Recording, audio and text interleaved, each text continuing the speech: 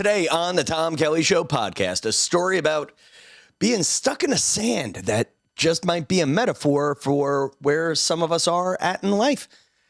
What do you say? We start the show. The Tom Kelly Show.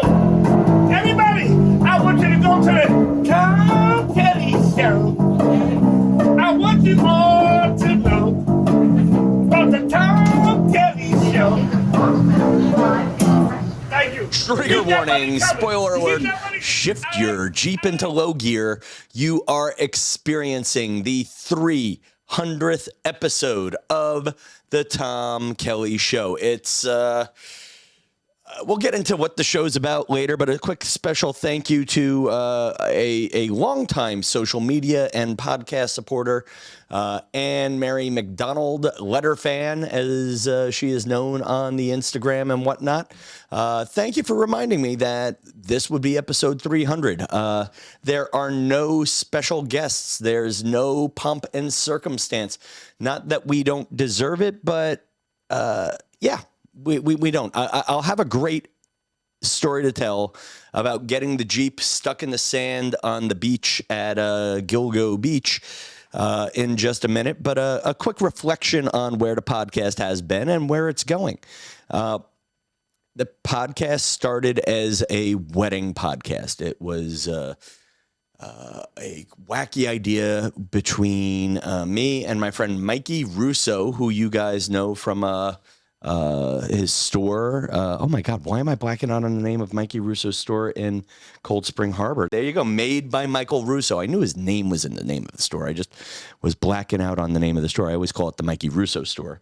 But, you know, we started this as a wedding podcast. And remember, I don't want to rehash too much of where I was because I feel that's distracting from where I'm going. But I was America's premier warm-up comedian working at Good Morning America. And Mikey was, and the founder of IHateWeddings.com. And Mikey Russo was a celebrity wedding planner. And we came up with this idea of doing a podcast. I think we did an episode or two.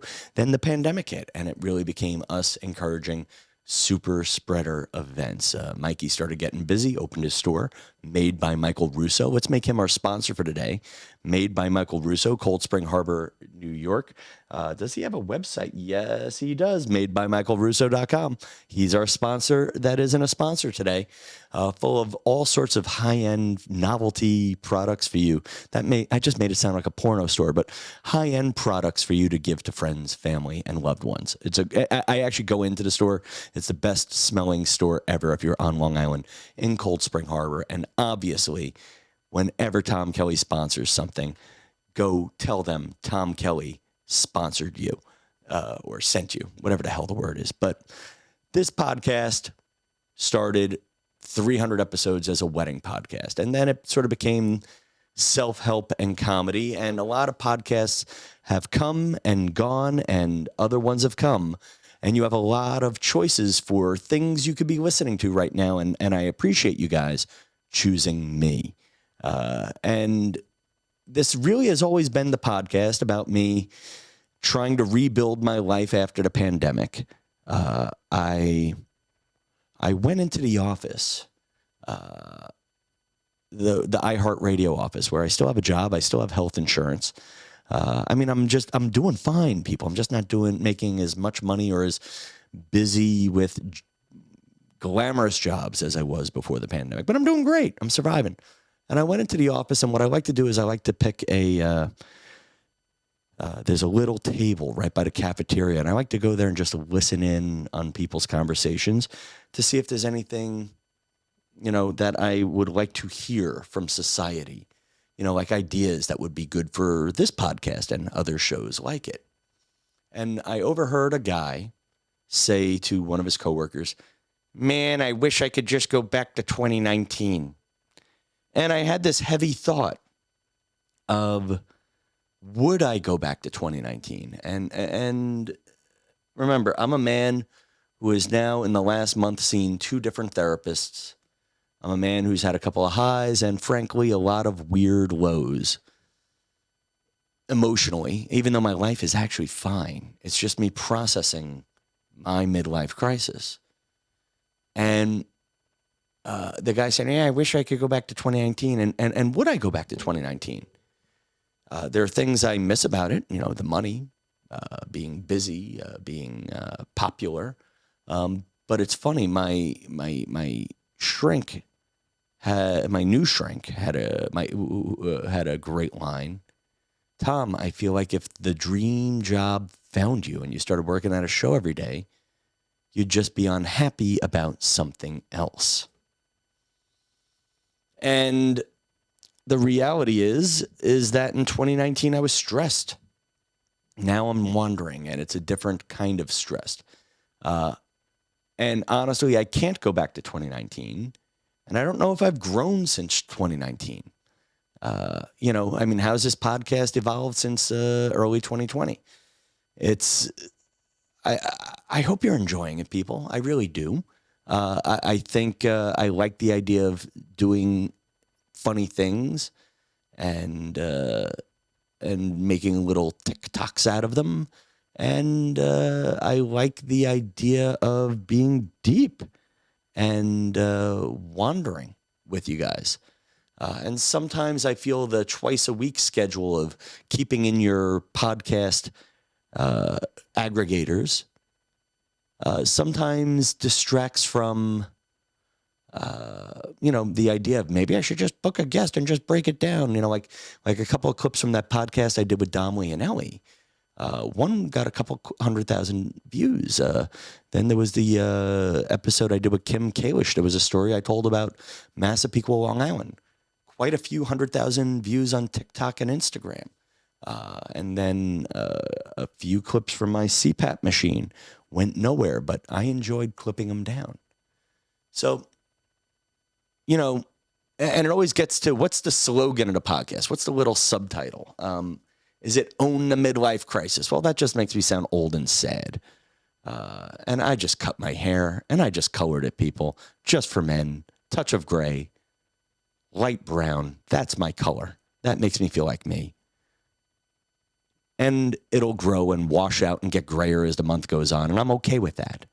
And that kind of sums me up. But where is this podcast going? And there's a story that happened recently in my life. I think this podcast is just whatever the hell I feel like it. And I hope, and it's funny, there's a guy, Charles Sturgeon, who was in the live chat for my CPAP episode. And he was in the live chat and he just wrote Z, Z, Z, Z, Z, Z, Z, and disappeared. Thanks for the years of support on YouTube, Charles. But a couple of weeks ago, I took my Jeep down to the four-wheel drive beach. And if you're in New York, you have to get a special fishing permit to be able to do it.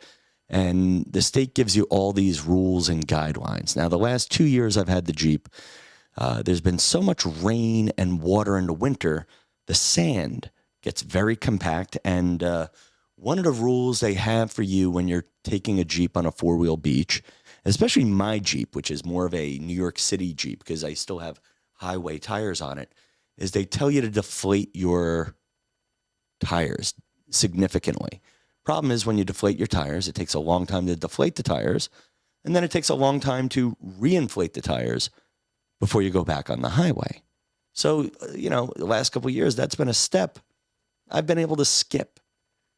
And I brought my little laptop computer. I had some writing to do before a deadline, and I wanted to just watch the sunset at the beach, and I was going to sit in my little beach chair, watch the sunset, finish up my writing, use the Wi-Fi hotspot on my iPhone, and, get my job done.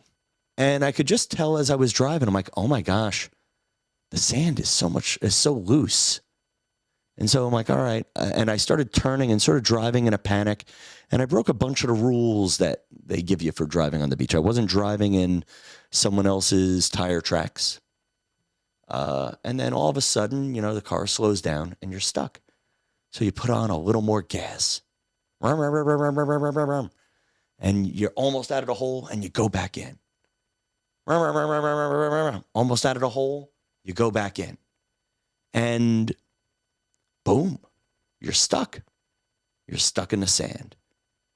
Now, there was a very nice man who had also had a Jeep Wrangler, bigger tires, and he sure was more confident, if not more experienced. He says, "Hey, do you want me to pull you out?" I'm like, "Yeah, because I'm too lazy to deflate my tires. I'm a busy man." And so he turns his Jeep around, and now it's rear to rear, and he starts to pull me out, and then suddenly his tires start spinning, and he digs himself in, and suddenly now he's stuck. He's stuck. I'm stuck. And to get a tow truck to come down to this remote beach could be as much as $1,000 per car. I call my brother for advice, but I don't want him coming down with his car and getting a third car stuck down there. And my brother gave me basically advice I already knew about driving the Jeep, which is, he's like, "Hey man, keep airing your tires down until you get to 0. And then you have to shift into 4 low, which is kind of difficult." My friend, when I first got the Jeep, my friend Dan Stanton was trying to teach me how to shift from regular drive, 2-wheel drive to 4 high, and then there's 4 low. And I always was making the little grinding noises whenever I did that. And without getting too into it, it's just what you have to do. You have to go into low gear. And what is low gear? It makes your tires turn slower. Makes your tires turn slower. And deflating the air in the tires, that gives you a wider wheelbase so the threads can really get into the sand. And the funny part now is my car and the guy who was trying to pull me out, the rope between the two cars is so taut that both cars are stuck in the sand together. So the advice was, let the air out of the tires and slow down, and you'll get out of the sand. And I spent a good 10 minutes deflating all the tires. Took my little, key fob from the Jeep, pushed the air out, deflated the tires. It took a second, and rock, and boom, I got out. And I drove the car to the highway. Then I ran back the 1/4 mile down the road to go help the other guy out. And Joe, if you're listening, by the way, hi, Joe. Good to meet you. And I used my little key fob and deflate. And it took a little bit of convincing, but I had to convince Joe that he had to deflate his tires too. And he had to slow down. Took a little bit of convincing, but I basically deflated the air that helped him deflate his tires. And with him, I also gave him a little bit of a push as he's driving out. I don't know if I always wondered, do people pushing cars actually help? It sure felt like I was helping.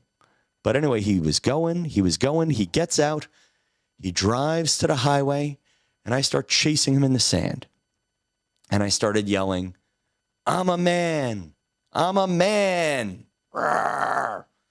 And that's the lesson. To get out of the sand.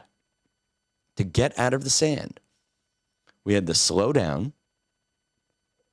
And to get out of the sand, we had to drop the gear, let the air out of the tires, and slow down. And it involved a little bit of rocking back and forth, and we got out.